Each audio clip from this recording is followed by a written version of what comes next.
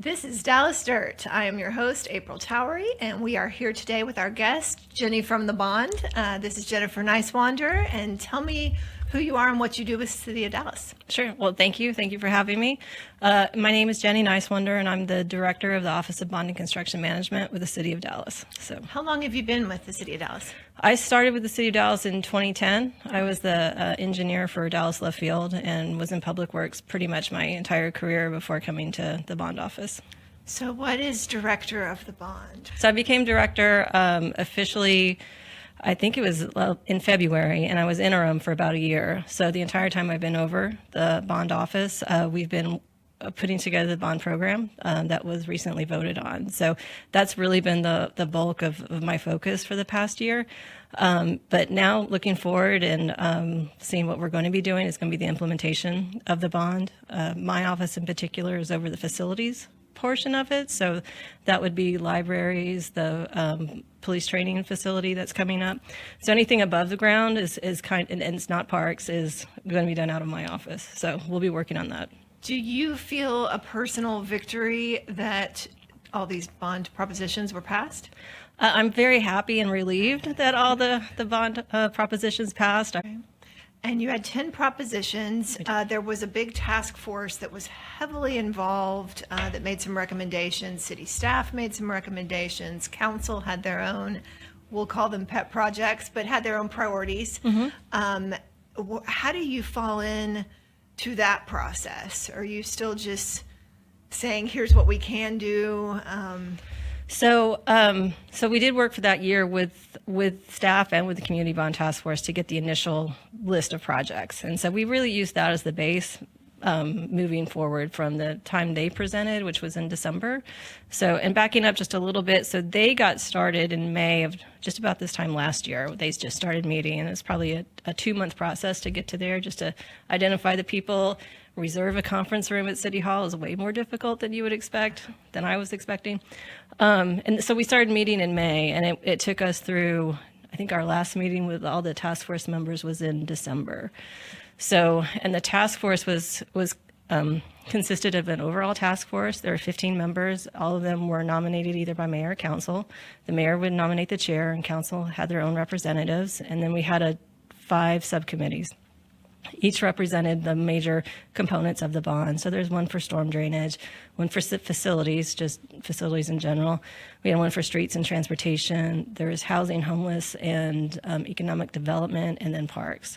So we had a total of 90 people that we were working with for 7-8 months. So there was a lot of work. I was telling everybody they should be really proud of the people that they did nominate, because they're all very concerned, very entrenched, I would say. Yeah, they really took their job seriously, and for that we're all very grateful. Make any recommendation?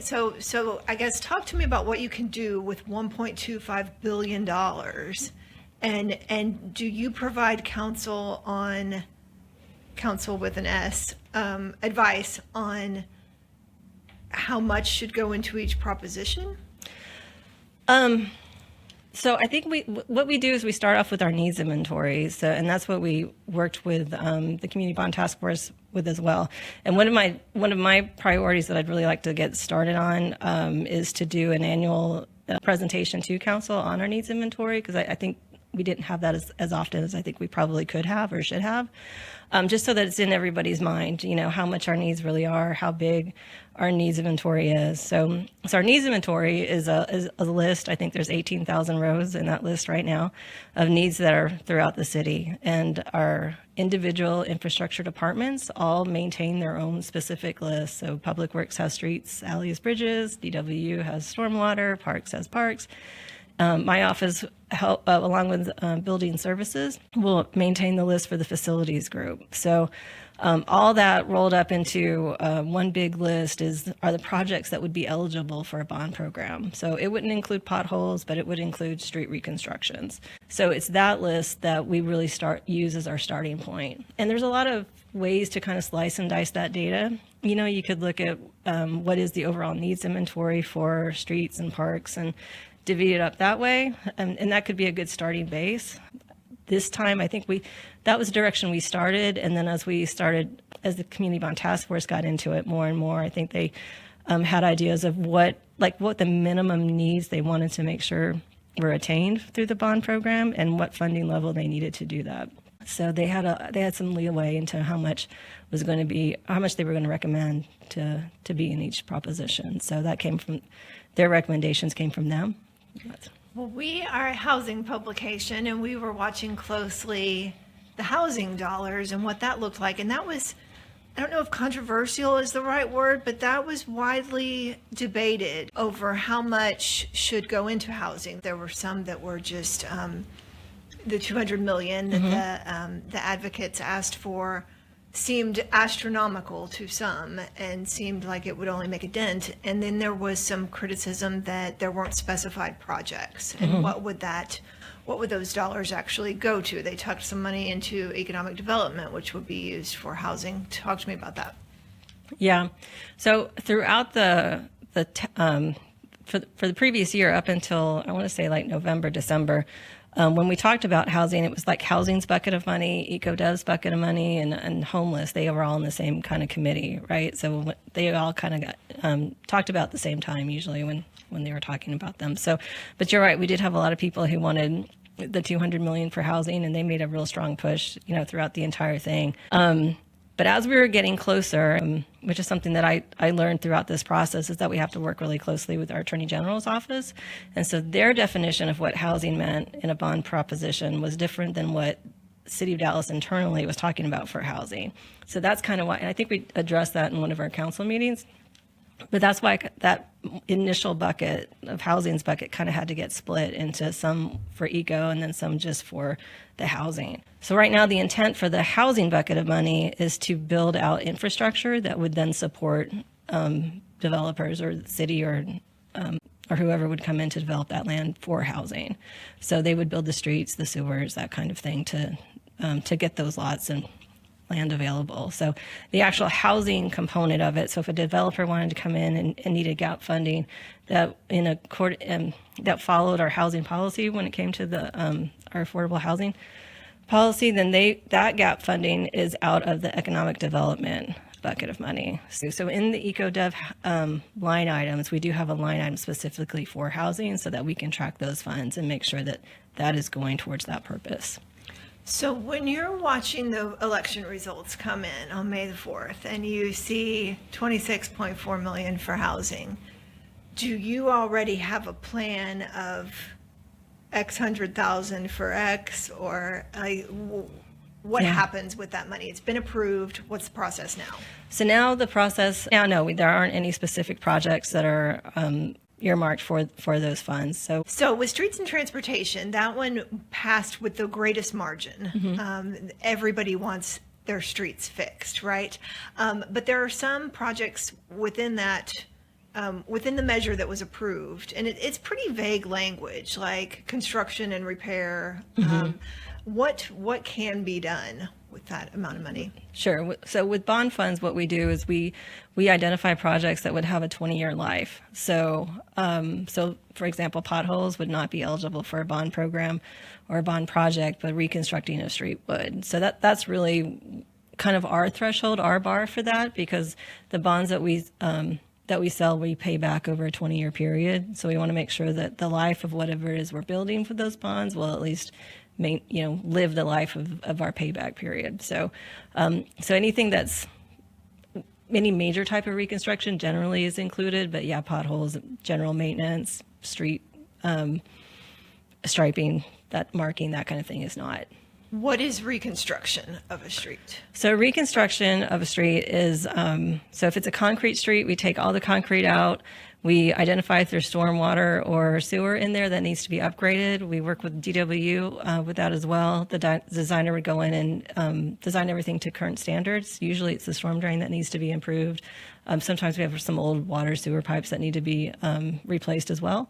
So we upgrade the utilities, then we put in the street to current standards. So that could either be a thicker pavement. So before, if it was an 8-inch slab of concrete, it may be 10 now. and if the street needs to be expanded. So sometimes we have to put in an extra lane or maybe a turn lane or upgrade the signals if it's, at the intersection. So there's a lot that goes into the reconstruction projects. Those are really our most expensive projects when it comes to the street and transportation proposition. And I think they are going anywhere from like $3 million a lane mile on up. So the way we define streets within the city of Dallas or programming them is by lane miles. So that's lane miles usually 11, 12 feet wide. So every lane of traffic that you see a mile long is 1 lane mile. So if you are on a street that's 6 lanes wide, a mile long, that would be 6 lane miles worth of street reconstruction that we have to do. So 6 times 3, $18 million for that section of pavement. So it adds up really quickly. Yeah. Well, you talked about the financing and it having a 20-year life. So how does that work? The voters have approved the bond. What's the process of issuing debt? How is that paid for? What does that look like? Sure. So we work with our budget office and then our controller's office too. They're both really, and actually they take the lead on that, to be honest with you. So our budget office tells us how much we have every year. We really try to have about a 5-year bond cycle. So every department that has or is invested in this bond program, I've been working with them to develop an overall 5-year plan. And we're hoping to have that probably midsummer to have that completed.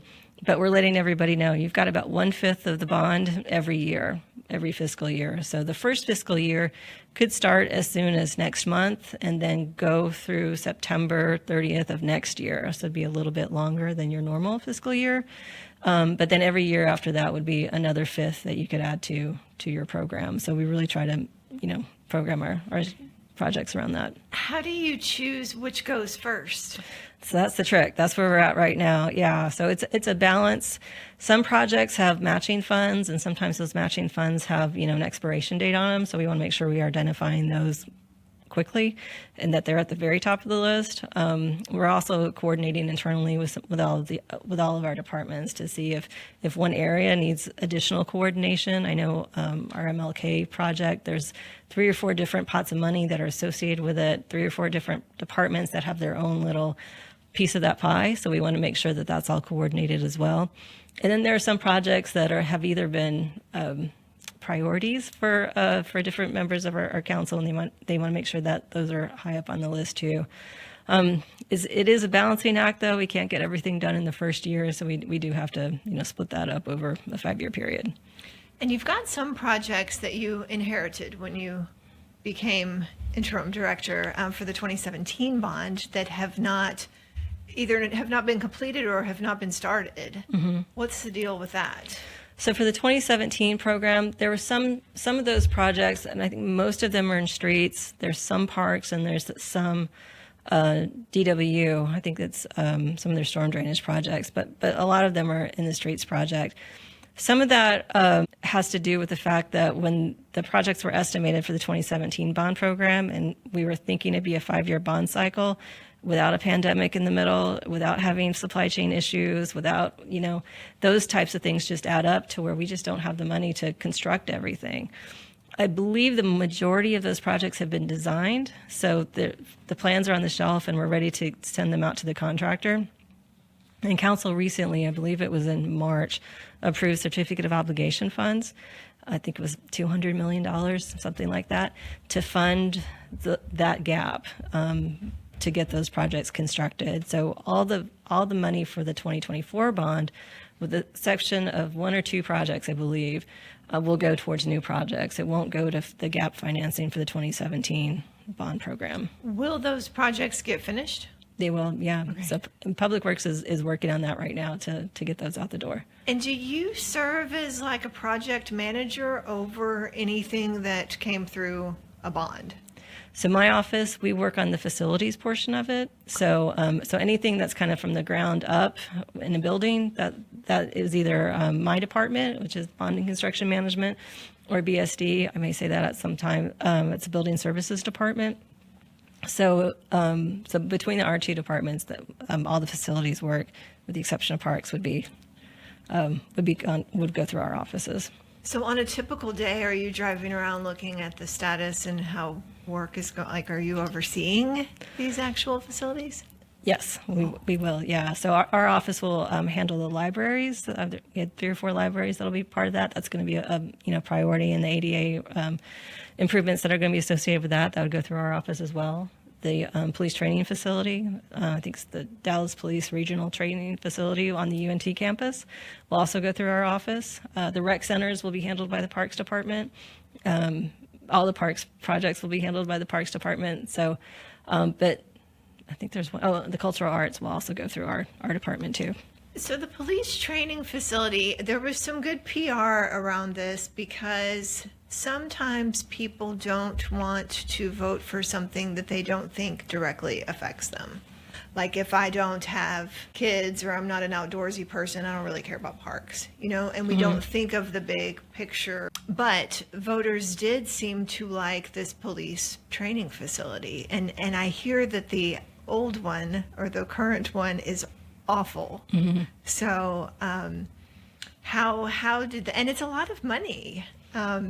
So how did y'all sell that, I guess? Well, our job was really to identify needs in the city. So we really don't advocate for projects. We don't advocate for certain council districts. We just identify where the needs are and let everybody kind of decide what needs to be advocated for outside of us. That being said, the current temporary police training facility has been temporary for 20 years, and it is in bad shape. It is, and yes, we are in dire need of a new training facility. And there's a lot of momentum behind it too, especially when it comes to the funding, like you mentioned. That was one of our biggest single projects out of the 2024 bond program. We had identified or earmarked $50 million for that project. We've also received $10 million from the state that I believe we accepted back in March. They're planning on giving us another 10 this next fiscal year, and then there's a fundraising component of it too. So the $50 million that will be part of the bond program is a big chunk of it, but it's I don't even think it's half of what we're. How much will the whole thing cost? I think overall programming costs we're looking at $140 million. So it's a big investment, and it's been needed for over 20 years. When I started with the city, I started in the facilities department, and they were back in 2010, and they were talking about it then as well. So now it's just the right time and right place, I guess, to get it off the ground, and that's pretty exciting for us. Okay. So tell me, the $26.4 million that was approved is not for specific projects, it's for infrastructure. But it will deal with affordable housing. It will, yes. So the money for that is specific to infrastructure. That's the intent for that proposition, and it will be for infrastructure that is in support of affordable housing as it aligns with our housing policy. So that's a separate bucket of money when it comes to streets, transportation, kind of infrastructure, but it's going to be again specific towards the affordable housing component of it. And the council members were given, was it $15,000 in discretionary funds? So council district specific funding is what we are calling that. Oh, okay. And it was everybody got $5 million. Oh, $5 million. Yeah. Okay. Zarin Gracie, District 3, was the only council member to allocate a portion of that district specific funding to housing. To the housing. How do you fit into that? Do you determine what is eligible and what the needs in his district are? No, so for that particular project, I think there's an area that he has in mind that and I could be wrong, so I won't speak specifically to what he's talking about, but I know there are areas in Dallas that not only have just like asphalt streets that haven't been repaved in 50 years, but there are areas of right-of-way within the city of Dallas that don't have any pavement. So that money could be used for those types of projects. So it would clear out the right-of-way, put in the utilities, put in a road, and then the developer would have a much easier time to come in and put in some housing at an affordable price. Okay, and you do the process of issuing requests for proposals or requests for qualifications. That's just project specific, like based on what kind of project it is and what the needs are? So it can be. For the larger projects, we typically do that. So we want to make sure that if we do, like you said, an RFQ for qualifications, RFP for proposals, we start off with the qualification stage of it just to make sure whoever submits on it's qualified, we shortlist and then go on to a proposal stage. And for projects like a standalone library or standalone cultural center, if we were to redo one of those, or the police training facility as an example, we'll do specific standalone RFPs for those projects. There are some other projects that throughout the bond that we have identified that are either like HVAC repairs or some ADA improvements or something like that, that we have multiple projects. It's just a much lower in terms of scope and scale, so that we would kind of group those. And for projects like that, we would probably do an RFP for a much broader selection of projects and do it that way. Okay. And will you periodically, we are running out of time here, but will you periodically go before council and give them updates and kind of tell them where you are with some of these projects? Yeah. One of my goals is to update them on an annual basis, and we do now as part of the Friday memos that have typically gone out associated with our city manager. We have a quarterly report that goes out and just kind of breaks down each of the propositions in 2017, and we plan on continuing that for the 2024 bond program as well. Okay. And you all have a really extensive website where you can track those 2017 projects for sure, but I guess now some of the new ones will be added in there. Yeah, so we're going to have a new website that's going to launch, and we'll have links to the old 2017 dashboard. We will have a 2024 dashboard as well. So as soon as we finalize the 5-year plan, get all that into our internal systems, that we can just then start reporting on it on our website. But stay tuned for that. That'll probably be late summer. Okay, that sounds good. Thank you so much, Jenny. I hope you get to go on a vacation soon. Me too. now that we are through this election and on to bigger and better stuff. That's all for this episode of Dallas Dirt. Thank you for joining us.